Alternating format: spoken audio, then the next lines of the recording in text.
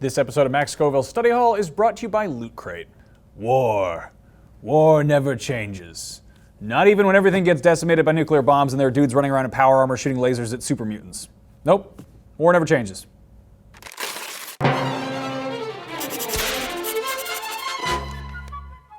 Greetings, one and all, and welcome back to another episode of Max Scoville's Study Hall. I am your host, Max Scoville, and Study Hall is the show where I fire off a bunch of pop culture recommendations in a similar vein to a particular video game. You guys asked for it, so today we're going to do a show about Fallout and talk about some other movies, books, comics, etc. that'll keep fans entertained until Bethesda gets off their asses and announces another sequel. The big theme of Fallout, of course, is that it's set in a post-apocalyptic wasteland, but it's certainly not the only game to use that as a backdrop, and this isn't the first study hall I've done on the subject. If you haven't seen it already, I don't know why you wouldn't have, go check out the very second episode of Study Hall where I talk about the gritty, dark, miserable end-of-the-world scenarios in the same vein as The Last of Us. Compelling, emotional stuff. Today I'm going to focus more on the weird, offbeat end-of-the-world fiction with a sense of humor, so, less bleak, dismal tragedy and more funky, tongue-in-cheek sci-fi campiness. First and foremost, if you're a fan of Fallout and you haven't watched the Mad Max movies, you done goofed because they pretty much define the post-apocalyptic genre as well as launching Mel Gibson into the spotlight, for better or for worse. The first Mad Max is less about Armageddon and more about a future when fuel is really scarce and there are gangs of bandits terrorizing the highway. And of course, Mad Max is one of a handful of policemen who's trying to maintain order and get these darn bandits to knock it off.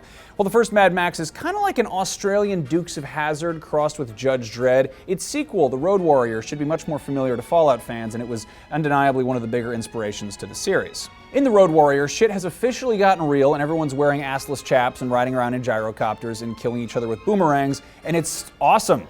After the success of the first two movies, writer-director George Miller was able to secure a sizable budget for a third sequel, Mad Max Beyond Thunderdome. So if Road Warrior was over the top, I don't even know what to call Thunderdome. Tina Turner runs a town powered by pig shit, and a bunch of orphans decide to give Mel Gibson a haircut using a sharp stone. It's a very strange film. Also, The Road Warrior and Beyond Thunderdome were basically recreated in the music video for Dr. Dre and Tupac's California Love. So go watch that, it's good. A couple new things are happening related to Mad Max. One is an official Mad Max game, which I haven't seen enough of to form a solid opinion, but which hasn't exactly gotten me hyped. And the second is a new Mad Max sequel called Fury Road, by way of the original writer-director George Miller. This sounds great, except for the fact that Miller's last three projects were the two Happy Feet movies and Babe, Pig in the City. I don't know how you go from murderous S&M gangs to tap-dancing penguins, but it'll be really interesting to see where he goes next. A couple weeks ago on the Duke Nukem episode of Study Hall, I mentioned a little movie called Hell Comes to Frogtown, where professional wrestler Rowdy Roddy Piper is the only fertile man on Earth, and it's up to him and his seed to impregnate some teens. But oh no, the teens have been kidnapped by mutant frogs. Yeah, if you're into Fallout's weirder moments, then you'll probably appreciate this movie, which I promise is not a porno. Another movie that sounds vaguely like a porno is A Boy and His Dog. No, it's not like that. It's based on a story by Harlan Ellison, and it follows a teenage orphan, played by Miami Vice's Don Johnson, as he wanders the scorched earth looking for food and trying to get laid, which he does with the help of his telepathic dog. It's very likely that the idea of Fallout's vaults was borrowed from A Boy and His Dog, as Don Johnson winds up in one of them where he's forced to impregnate some ladies. Oh my, that's just terrible. Harlan Ellison later continued this story as a comic called Vic and Blood, so you can check that out if you're interested. If you want to get really weird, check out Six String Samurai, which is also set in an alternate future that's the aftermath of nuclear war in the 1950s. It follows a guy named Buddy, who may or may not be Buddy Holly, as he fights off cannibals, bounty hunters, and the Russian army on his way to Las Vegas to become the new king of rock and roll because Elvis died. Oh yeah, and Buddy is a samurai, as the title would suggest. It's a weird movie, but it's still not as weird as Zardoz. Yes, Zardoz, the movie about ponytailed Sean Connery running around in a red leather diaper. It's set in the distant future in the year 2293 AD, a time when people worship a big stone head that shouts such wisdom as, "The gun is good, the penis is evil." The movie was made in 1974 AD, a time when all of Earth's air was apparently replaced with weed smoke because that's the only logical reason I can imagine that this movie got produced. Yeah, man. Movies. There are surprisingly less post-apocalyptic comics than you might expect, but I have a few recommendations for you. Wasteland, for starters, is an ongoing monthly series about an apocalypse following an event called the Big Wet, which left all the coastlines changed and the earth scorched and the seas poisoned and just all kinds of crappiness. It's got all this wacky dystopian antics like slavery and mysterious technology from the past that no one understands because they lost the manuals, and a bunch of nuts who worship the sun and the moon. Go figure. Sweet Tooth, on the other hand, just ended its run at the beginning of this year. It's set in a post-apocalypse where humans have started mutating into animals, sort of. The main character is named Gus, and he's a boy with deer antlers who leaves his home after being orphaned with a violent drifter named Jeopard, who's loosely inspired by the Punisher. I haven't actually read this one myself, but the recommendation comes by way of Headmaster Adam Sessler. Another comic the Headmaster recommends is The Manhattan Projects, which has some lovely Cold War sci-fi designs and is a similar Doctor Strangelovian vein, very similar to Fallout, which I previously recommended in my study hall on The Bureau, which I'm assuming that you guys have already seen because you watch every episode of my show, right? An old favorite of mine that's unfortunately a bit harder to track down is Hex, which is a short-lived alternate reality take on DC Comics' Western gunslinger Jonah Hex, in which he's abducted by time travelers and brought to a post-apocalyptic future. So it's about a time-traveling cowboy fighting androids and giant worms and, oh, I don't know, Batman?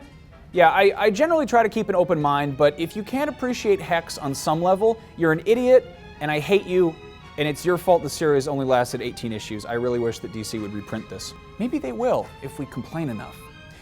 Anyway, finally, here's a doozy. Weapon Brown. It is a gritty post-apocalyptic reimagining of Peanuts. Yes, the Charles Schulz Peanuts. It follows Chuck, a super soldier, as he wanders the waste with his dog Snoop, trying to save the love of his life from the insane, pumpkin-worshipping Linus Van Pelt. Along the way, he comes across actual sentient kite-eating trees, weaponized blankets, as well as Marcy and Peppermint Patty, who now run a whorehouse. You can read the comic online for free at whatisdeepfried.com, but I would highly recommend finding some way to throw money at the little indie series because it is very weird and should be encouraged. Hey, speaking of throwing money, you should all throw your money at Loot Crate because they bought me this awesome nifty robot barista. What's Loot Crate, you ask? Well, it's a subscription service for fun little care packages. Every month they will send you a box full of nerdy stuff, and it's a total surprise. This last month's crate, the theme for which was cake, is full of Portal-themed stuff. It's less than $20 a month, shipping included. Members can win one mega crate, randomly selected, and you get this, and it's just a big box full of a bunch of awesome stuff. Going with the cake theme, the mega crate last month had a replica portal gun and the gravity gun from Half-Life. So if you like surprises and would like to get new surprises every month, just head to lootcrate.com/studyhall and sign up for some surprises today. And maybe they'll buy me more robots. And back to the show. If you're looking for some regular non-comic books, the kind with words and no pictures, well, you've got your work cut out for you with the Deathlands series. It was a series of novels set 100 years after the Cold War went nuclear, when the remains of humanity are just a bunch of drug-addled and irradiated savages running around doing awful things. Deathlands has been going since 1988, and it's still going. The 112th book in the series was released earlier this month, and there's another one coming out in November, so check that out. I know a lot of people's first exposure to Fallout was Fallout 3. That was actually my first exposure too. And that was, of course, a huge, massive shift for the series, as the previous two games were third-person isometric turn-based RPGs, which is a little bit different from what Fallout 3 is. And it can be an adjustment for fans of the newer games to go back and check out the originals, but it's definitely worth doing. Before Fallout, there was Wasteland, which was released way back in 1988, and when the original Fallout game showed up, it was actually pitched as a spiritual successor to Wasteland, which kind of got overshadowed over the years by Fallout's success. But now, 25 years later, a sequel is finally in the works to the original Wasteland, thanks to Kickstarter. There's no hard release date yet, but it'll be going into beta next month, so if that slipped under your radar, it's worth checking out, or at least paying attention to until it's possible to check it out. Finally, there are a couple of Fallout fan films that people have been making, including the rather adorable Nuka Break web series about a dude who really likes soda, even though the world ended. And more recently, there's the really intense Fallout Lanius, which is all about the origin of the main antagonist in Fallout New Vegas. Kind of just looks like 300 intense. I mean, they're actually intense, but it's intense too. Anyway, that's about all the time we have and all the dumb suggestions I have for you guys. I hope you liked this episode. It took a lot of research, but I had a lot of fun.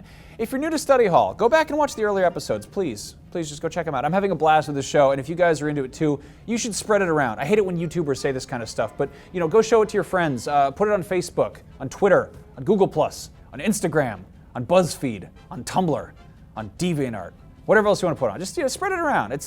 Spread the love. Anyway, normally here's the part of the show where I say, did I forget something? Let me know in the comments, and you can still do that, of course, but next week I think we're going to do another Q&A episode. So you guys should leave your questions in the comments, and I will answer them next week. They can be about games, or movies, or music, or me, or whatever the hell you want. Just go ahead, pretend it's a form spring. You kids like form springs, right? Anyway, there's the bell. I'll see you guys next time. Remember, tunnel snakes rule.